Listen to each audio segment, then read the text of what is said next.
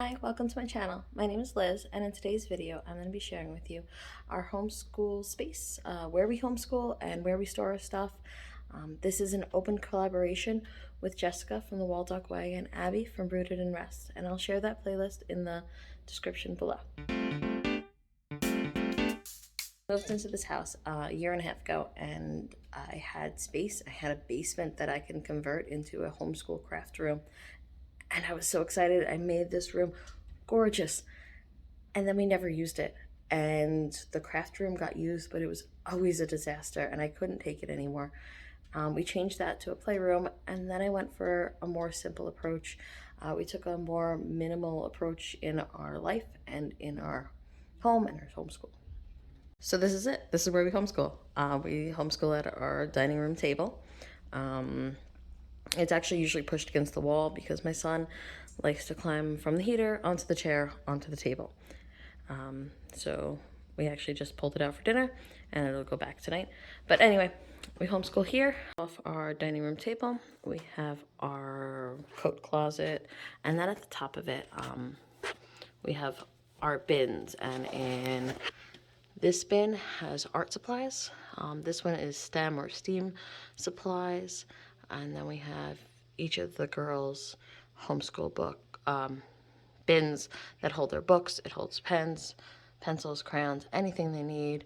And then I have some few extra supplies up there.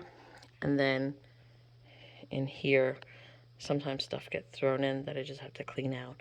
And right off our dining room, we have our living room, where I have a basket of library books and some books that need to go back upstairs. But we limit the amount of books that the kids are allowed to get out and that I'm allowed to get out.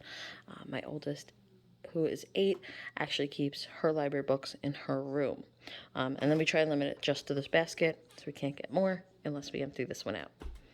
This is our bookshelf upstairs in our family room. I try and limit it to just the one bookshelf. We are actually overfilled right now. I have another basket, if we turn this way, with more books. And I don't really know which ones to get rid of at this point. We go to the library about once a week, so we are okay with not having all the books in our house. A lot of them weren't getting used. We took out so many from the library at a time. We weren't utilizing these, so I got rid of a whole bunch of them, donated them. Hopefully someone else can use them. And if down the road we decide we want more, I can get them. But it saved me a lot of money, even buying them used. And this works for us. So I try and limit it. This is my container method here. Well, not my container method. This is the container method I use, and it has to fit in the bookshelf, and that's it.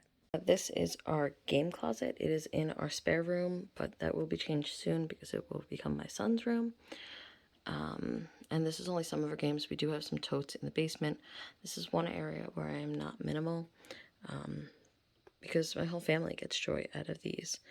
We did change the card games into the photo boxes, and some dice games are in there as well. Some smaller games are in these bins here.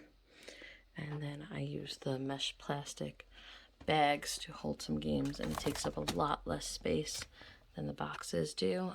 We just haven't gotten to change some of them out. If you want to see that, let me know down below, and maybe we can make a video about that. Okay, I hope you enjoyed our homeschool tour.